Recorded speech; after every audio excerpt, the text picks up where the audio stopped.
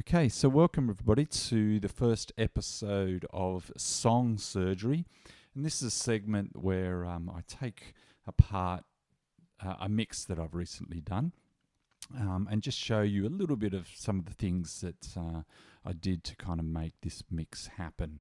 And so the song we're going to start off with is a song by a guy by the name of Sam Joole, who I've been working with for quite a while now. And this is Sam's track called Soul Shine, and it's part of an album. You can check out all of his stuff on iTunes, and it's really cool. Now, I'm going to just play a little bit of the track to kick it off, just from the intro here. You can have a listen.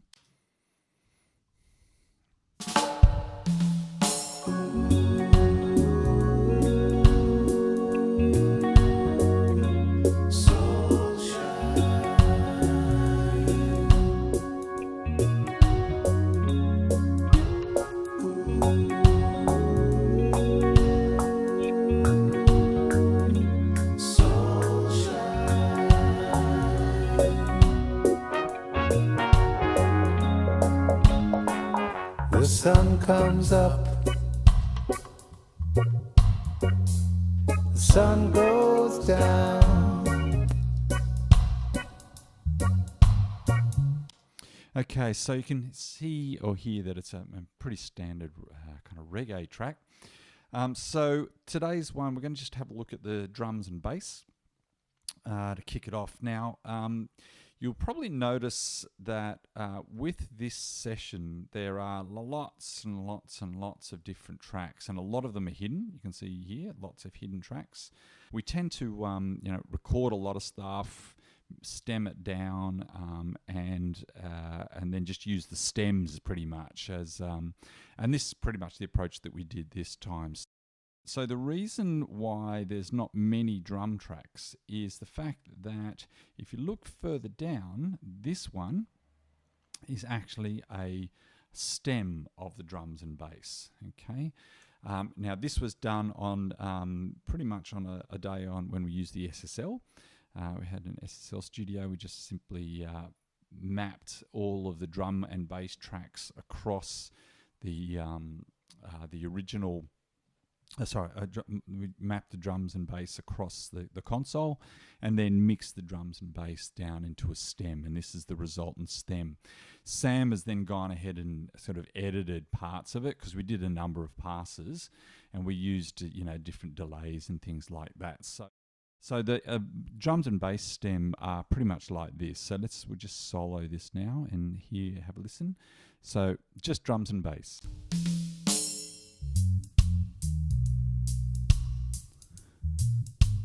So you can see there's a bit of reverb on that. And you hear that little delay. So that's just simply us on the console using pretty much a 2290 TC delay. So as we're actually mixing this and creating the stem, we're turning up the delays and things like that. So that's kind of featured in throughout the rest of the track. On top of that stem, we then added, I then thought, well, there's not enough kick and snare in the tracks. So I've then added separate tracks from the original takes that were done. So there's some more kick now added onto it. So just to give us a little bit of that. And the snare as well. So without the actual individual tracks.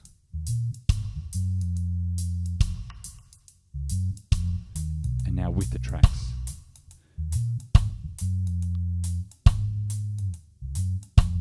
So there's a much more pronounced sort of kick and snare just to kind of provide some additional wallop. You'll notice that on the individual kick drum tracks, for example, that's these three, this one, and this one. You can see that I've actually not applied too much processing with the inward kick, excuse me, just a little bit of EQ to take out some of the lower mids and just to give us a little bit more of that impact I've sort of boosted some of that sort of 5.6K, something around there, just to give us a little bit more of the sort of beta hitting the skin. That's all then been subgrouped down to this track here. And this track has got actually a reasonable amount of processing on it. So we've got another EQ that again applies a little more of that stick hit and that thump to the actual track. A little bit of more of a dip in the lower mids. So and then it goes to a compressor.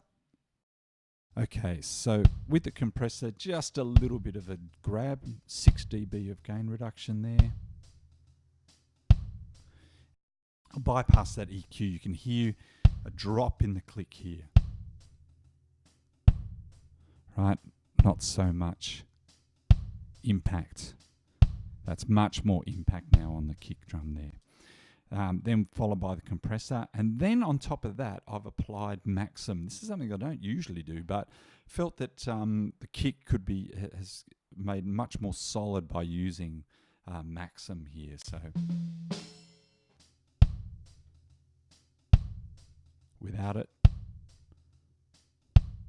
right, it's a little bit kind of floppy and not really tight. Maxim gives it a little bit more punch to the overall kick sound.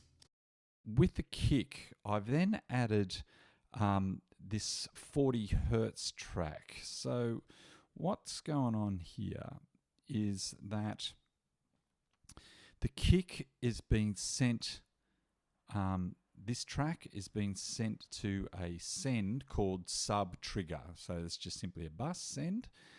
And that has gone to the side chain of this track called 40 Hertz. So 40 Hertz pretty much is just a signal generator. So it's basically a sine wave generator here. Bypass. Okay, so it's that sound, that's the kick, all right? But I've then fed from the signal generator into a noise gate here. And this noise gate has been triggered. So I've set up the side chain so that it then gets a key input from whenever this kick here takes place. And what you're going to get is a very much more pronounced bottom end, because the 40 Hertz pretty much only comes in when the kick is actually being played. So have a listen to how this works. Okay, so you can hear that the kick without it, much lighter when I add it in. And you can see that the gate only opens when the kick drum comes in. And that's because it's been triggered by this kick drum here. So that's how the kick is being created. So with a side chain going on, now that kick then gets added to the overall drum and bass stem that we've got going, and then the snare has been added to it as well, and that's been quite a filtered snare. If you look at that, it's really all the bottom end, all the top end taken out. The main reason for that was I really wanted just to pick up the rim shot of the snare and not much else. So I'll just unsolo everything and just solo the snare. You can hear what I mean. So that's just the snare sound by itself. You can hear it's very, very filtered both at the bottom and top end, just to accentuate the rim shot. So without it, you can hear more of the hi-hat coming in. Now that sounds kind of pretty weak by itself, but once you add it with the stem,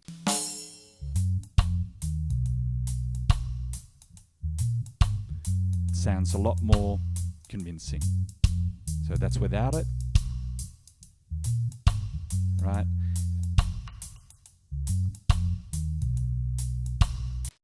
So that's sort of the drum tracks pretty much done. The only other thing I probably should mention here is that the stem has been sent to a plugin called Reactor, and this is Native Instruments Reactor, and this is one of their ensembles. It's called Fat Blaster, and pretty much what it is a multi-band compressor. And I'm really loving the use of this because it just helps you to sort of, in a way, mix the bottom and the top end by applying amount of compression or gain. So it's a great way of sort of splitting it up, the track. So if I just play that, and I'll just bypass, so that's without it. Now I'll bring it all back in. And you can hear that the top end I've really brought up quite a way. You can apply, I've applied a bit of saturation to the top end, and really sort of brought out the sort of the hats and made it a lot more crispy on the stem than I'd originally mixed it at. Bring all the drums back in now. Here comes the kick sounds. Bring back the 40 hertz. Much more bottom end going there. And now the rim shot.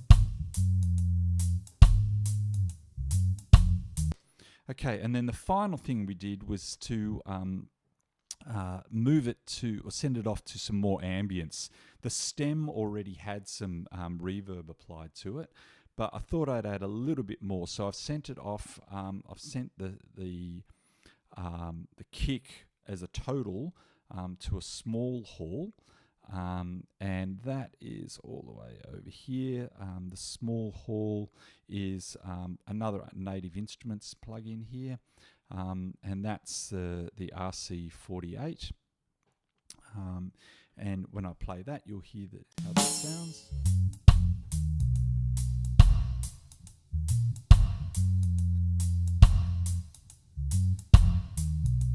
So it's providing a lot more of the sort of, I guess, the true sort of reggae kind of sound, much more reverbed.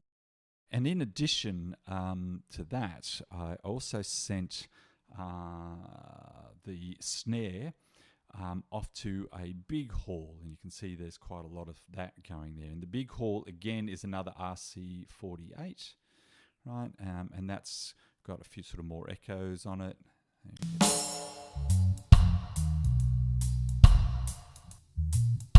Without it.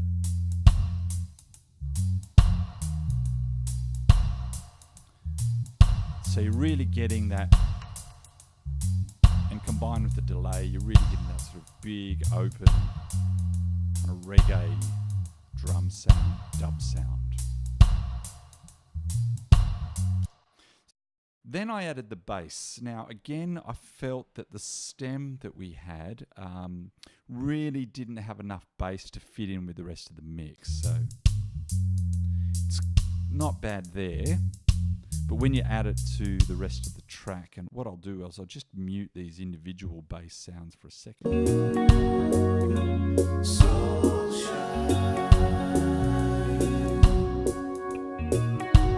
So you can hear the bass underneath, but it's a little bit subtle. So what I decided to do is then also bring back the original bass tracks from the recording, and use it in conjunction with the stem, similar to what I did with the drums. So, and we've got this sound now going.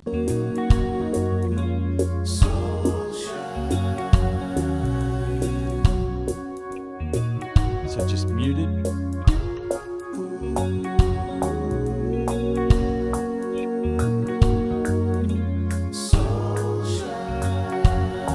So just making the bass a little bit more pronounced. So, okay, and you can see that the bass has actually been made up of sort of 3 different tracks. So this first one is the DI. Let's have a quick listen to the bass DI for a second so you can hear what's going on with that. And that one's been mixed, I think, pretty low by the sound of it. Oh, it's not too bad. And then we've got one mic, which is kind of my favorite one of those.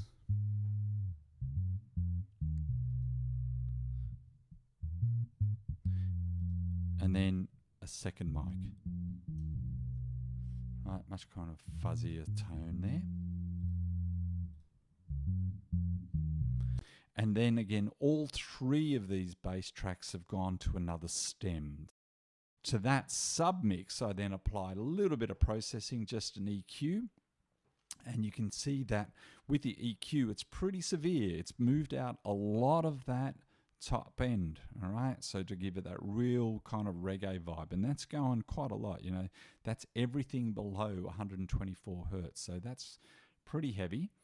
And let's play that so you can hear. Right. Now when I bypass it, right, you can hear all that.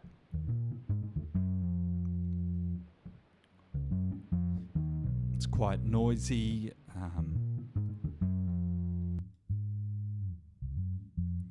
I'm still getting all the notes, but it's getting I'm removing all the kind of the rubbish at the top there. So, and then after the EQ, again, a little bit of compression, right, using the Native Instruments Solid Dynamics.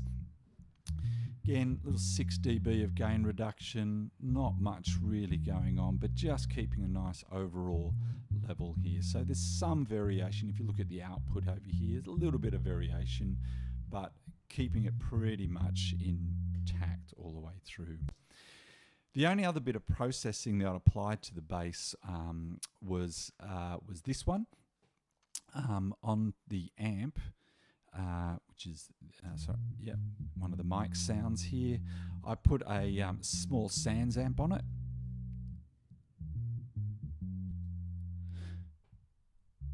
And you can hear that it just gives a little bit of mush at the sort of top end to kind of just warm it up a little bit. And then when I combine all that with the stem,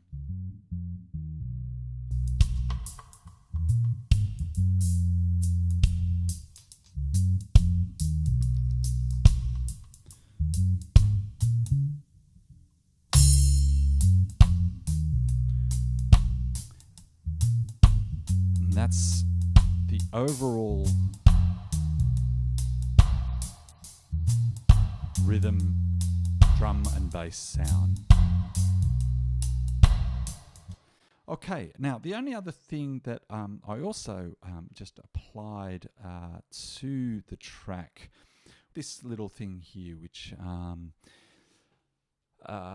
is pretty gotta say pretty confusing kind of instrument for me, but it's called Rhythm Maker, and I just used it to provide a little bit of I suppose kind of like offbeat kind of.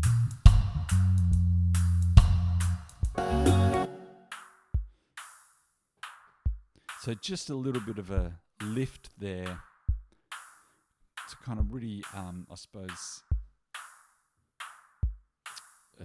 accentuate the sort of the offbeats that the guitars are doing.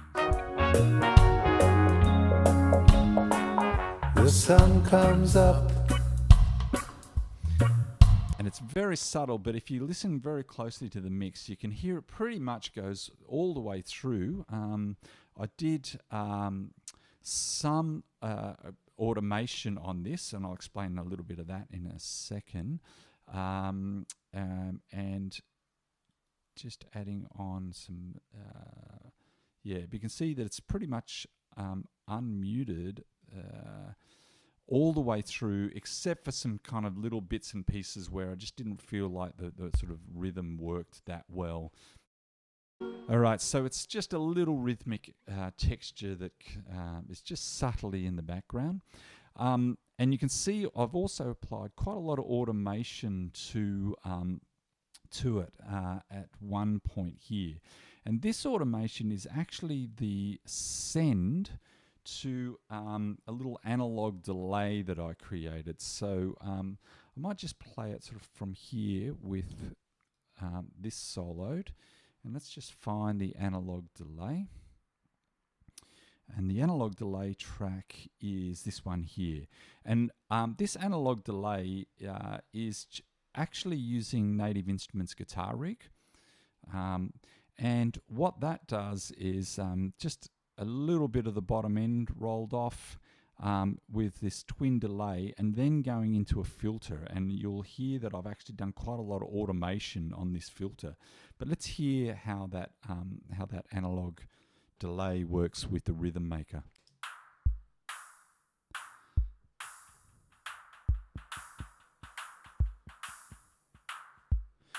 And you can hear it coming in quite clearly there.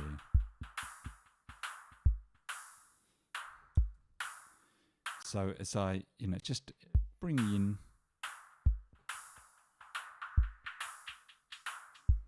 and you can hear the filter also going up quite a bit. So let's just show you what kind of goes on there. So what you're going to see is the filter cutoff kind of rising as it comes to this sort of verse section.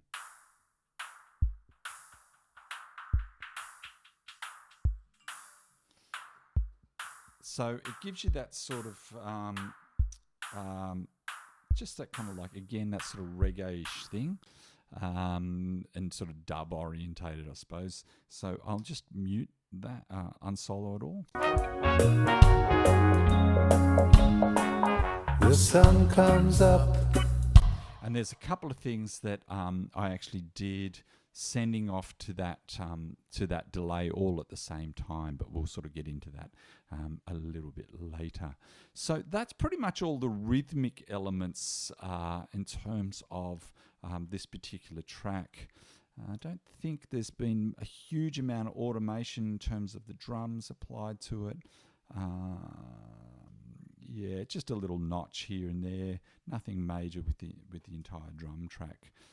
So it keeps a sort of fairly steady beat going with not much going on. Okay, so next we're going to have a look at the guitars and keyboards. But that's it for now, so I hope you enjoyed that. Check you later.